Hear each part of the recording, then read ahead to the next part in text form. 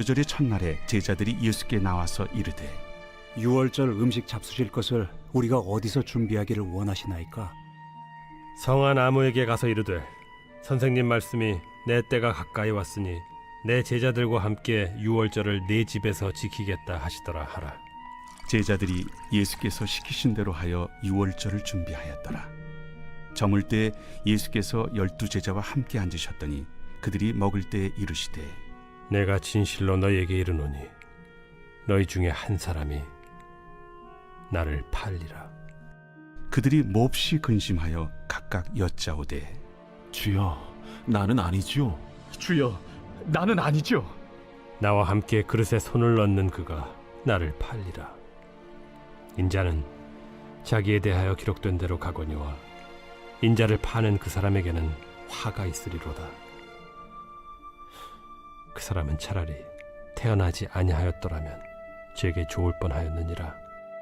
예수를 파는 유다가 대답하여 라비야, 나는 아니지요.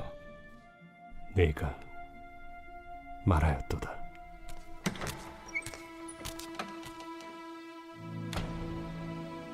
그들이 먹을 때 예수께서 떡을 가지사 축복하시고 떼어 제자들에게 주시며 이르시되 받아서 먹으라. 이것은 내 몸이니라. 또 잔을 가지사 감사기도 하시고 그들에게 주시며 너희가 다 이것을 마시라. 이것은 죄 사함을 얻게 하려고 많은 사람을 위하여 흘리는 바 나의 피 곧 언약의 피니라. 그러나 너희에게 이르노니 내가 포도나무에서 난 것을 이제부터 내 아버지의 나라에서 새 것으로 너희와 함께 마시는 날까지 마시지 아니하리라. 이에 그들이 찬미하고 감람산으로 나아가니라. 그때 예수께서 제자들에게 이르시되 오늘 밤에 너희가 다 나를 버리리라. 기록된 바 내가 목자를 치리니 양의 떼가 흩어지리라 하였느니라. 그러나 내가 살아난 후에 너희보다 먼저 갈릴리로 가리라. 베드로가 대답하여 이르되 모두 주를 버릴지라도 나는 결코 버리지 않겠나이다. 내가 진실로 네게 이르노니 오늘 밤 다굴기 전에 내가 3번 나를 부인하리라. 내가 주와 함께 죽을지언정 주를 부인하지 않겠나이다. 모든 제자도 그와 같이 말하니라. 샬롬, 반갑습니다. 오늘도 큐티로 여는 기막힌 하루입니다. 오늘 나눌 말씀은 마태복음 26장 17절에서 35절 말씀으로 유월절을 준비하였다는 말씀입니다. 김양지 목사님의 저서인 뜨겁게 행하다를 참고하였습니다. 첫 번째로 유월절을 준비해야 합니다. 17절과 18절. 무교절의 첫날에 제자들이 예수께 나와서 이르되 유월절 음식 잡수실 것을 우리가 어서 준비하기를 원하나이까.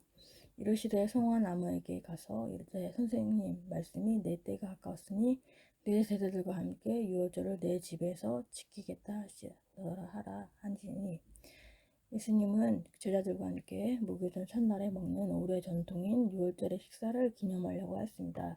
유월절의 식사는 유대인들이 그들 마음속에 영원히 잔인한 속박과 관련되었던 땅 애굽에서 구원받은 사실을 숙고하려는 것입니다.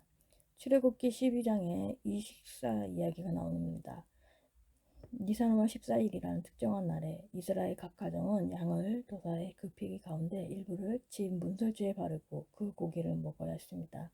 바로 그날 밤 여호와는 피가 보이는 곳을 제외하고 애굽 모든 사람과 가축의 첫 세생을 다 죽였습니다. 여호와는 문설주에 피가 발린 집을 넘어갔습니다. 그 후 그 식사는 매년 절기로 지켜졌고 속박과 사망으로부터 백성 전체를 구원했다는 예시가 되었습니다. 예수님이 애굽에서의 구원보다 훨씬 더 위대한 구원을 알리는 식사를 제정하기로 결정한 것은 바로 이 특별한 기념식이었습니다. 그리고 그 구원은 죄와 영적 죽음의 속박으로부터 구속을 의미하였습니다.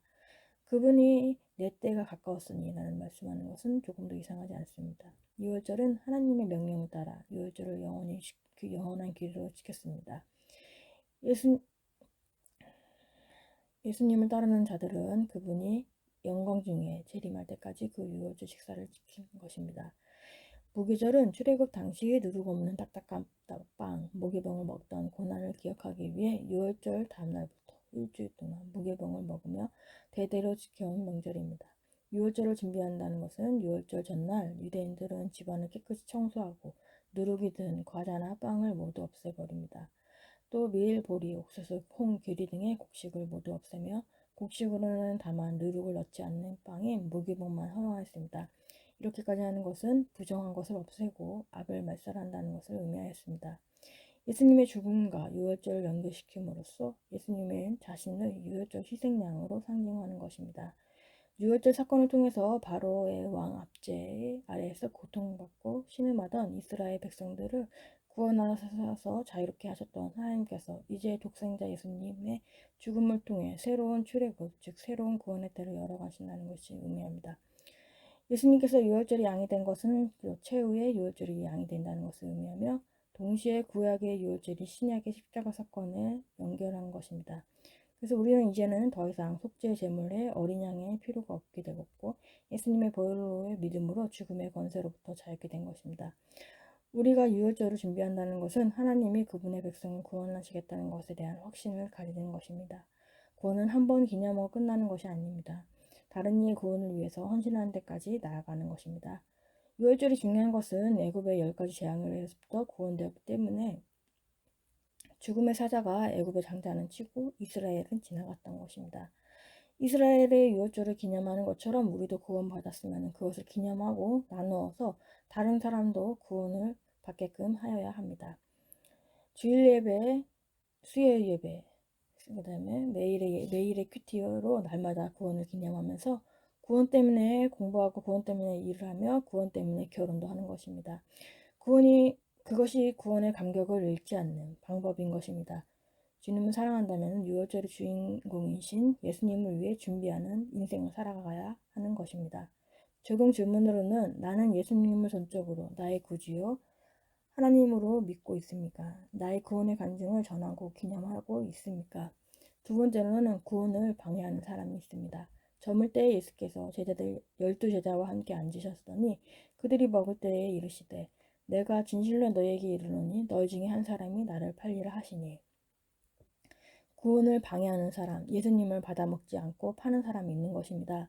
예수님은 시편 41편 9절에 나의 신뢰하는 바 내 떡을 먹던 나의 가까운 친구도 나를 대적하여 그 발꿈치를 들었나이다 는 말씀을 빗대우고 있습니다.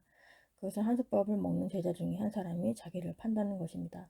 이처럼 가장 가까운 사람에게 배신당하는 것이 우리의 인생입니다.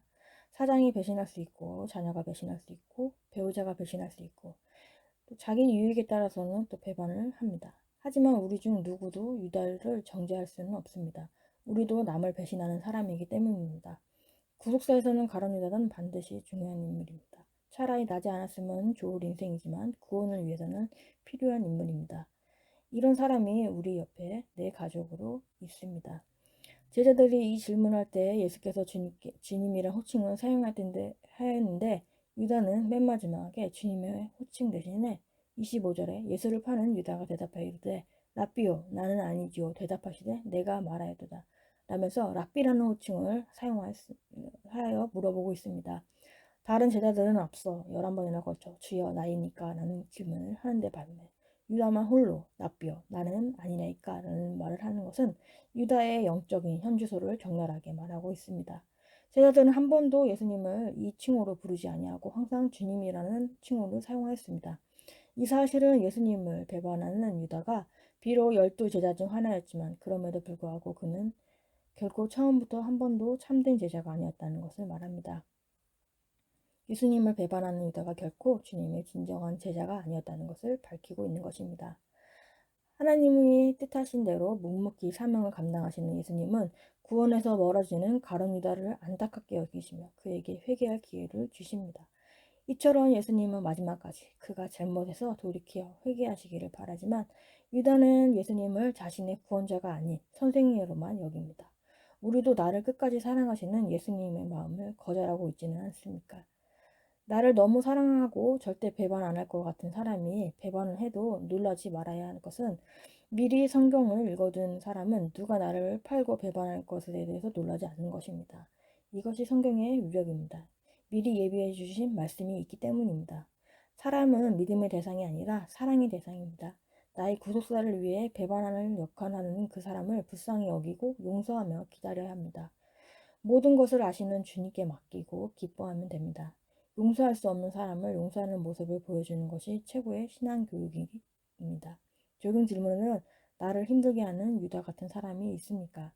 내가 돌이키기를 기다리시는 하나님 앞에 회개해야 할 나의 죄는 무엇입니까?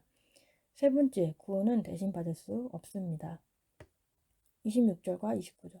그들이 먹을 때에 예수께서 떡을 가지사 축복하시고 떼어 제자들에게 주시며 이르시되 받아 먹으라.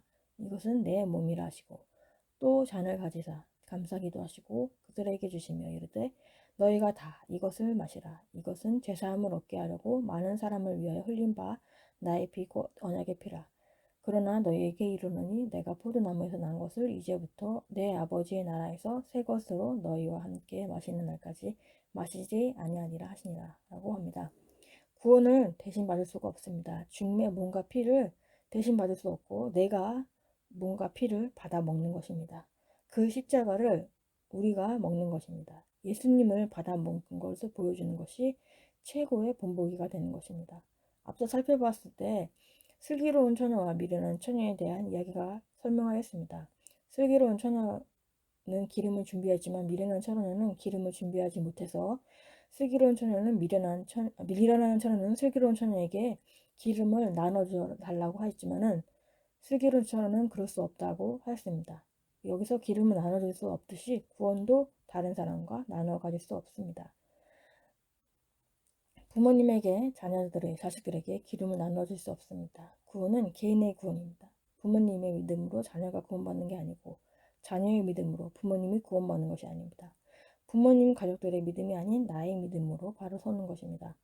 가족의 구원을 위해 끝까지 인내하고 기도해야 하며 오직 구원을 목적으로 할 때 우리 가족도 올바른 준비를 하는 것입니다.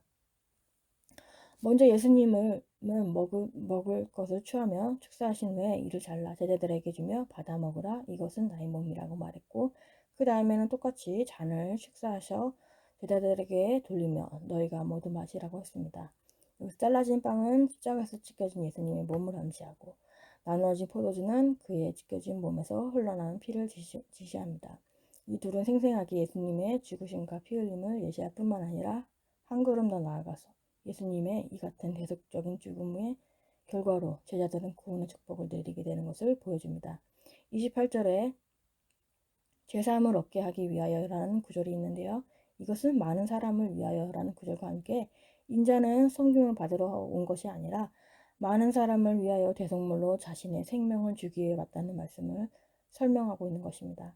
이것은 예수님께서 이 땅에서 오신 목적은 곧 자기 백성들을 그들의 죄에서 구원하기 위함이라는 말씀이 예수님의 십자가의 죽으심을 통해 성취되었다는 것을 말해주고 있습니다. 예수님의 살과 피를 거절하는 가족과 이웃 때문에 애통하는 것이 성숙한 성도로 가는 길입니다. 예수님은 십자가를 지러 가시는 마지막 순간까지도 제자들을 먹이십니다. 피를 마시게 하는 것에서는 살에 조직이 되지 않지만은 떡을 먹어야 조직이 되는 것입니다.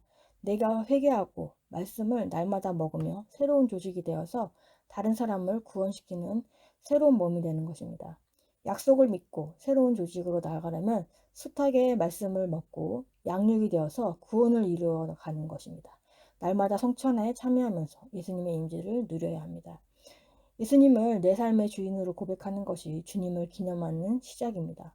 우리는 다른 일을 위해 이것을 고백하는 데까지 나가야 합니다. 그리고 인생의 순간까지 천국에서 만날 것을 약속하며 축복하는 사명을 감당해야 됩니다. 한 영혼이라도 더 먹이시려고 했고 용서하려고 했던 주님에 따라서 우리도 한 영혼이라도 더 먹이고 용서하는 그런 삶을 살아야 합니다. 우리는 공동체에서 지체들과 교제하며 떡과 잔을 나눔으로 내 죄 때문에 살을 찢고 피를 흘린 예수님의 죽음을 기억하고 십자가의 길을 걸어야 합니다. 나의 연약함을 인정하고 회개하며 날마다 말씀의 떡을 먹으면서 하나님을 붙드는 것이 제사함의 비결인 것입니다. 3월 30날 적용 질문입니다. 내가 구원을 위해 먹이고 용서하며 가야 하는 자리는 어디입니까? 구원을 두고 애통하면서 기도하기 바랍니다. 3월 30 보석상자입니다. 죄는 용서받을 수 있지만 하나님은 내가 그 죄를 중복하기 원하십니다. 죄를 내쫓기 원하십니다. 죄를 내쫓아야 그 자리에 성령의 열매가 맺히기 때문입니다. 기도하겠습니다. 하나님 아버지 감사합니다. 오늘도 말씀을 허락해 주심에 감사합니다. 유월절을 준비하라는 것은 구원의 확신을 가지고 구원을 기념하며 다른 사람을 살리는 약재료로 구원의 간증을 하길 원합니다. 우리에게는 유다같이 배신하는 사람이 있습니다. 그 유다 같은 사람을 정죄하지 않고 우리를 힘들게 하는 사람을 위해 용서하게 하여 주옵소서. 구원은 대신받을 수 없습니다. 내가 회개하고 날마다 말씀의 떡을 먹어 하나님만 붙드는 삶이 되기 원합니다. 아직 주님을 모르고 거부하고 거절하는 가족과 지체들이 있습니다. 하나님 외통하면서 구원을 놓고 기도하기 원합니다. 그들에게 찾아가 주시옵시고 그들 가운데 주님의 말씀이 온전히 임하기 원합니다. 오늘 하루도 주님의 말씀으로 살아내는 우리의 삶이 되게 하여 주옵시고 주님의 은혜가 온전히 임하기 원합니다. 예수 그리스도의 이름으로 기도합니다. 아멘.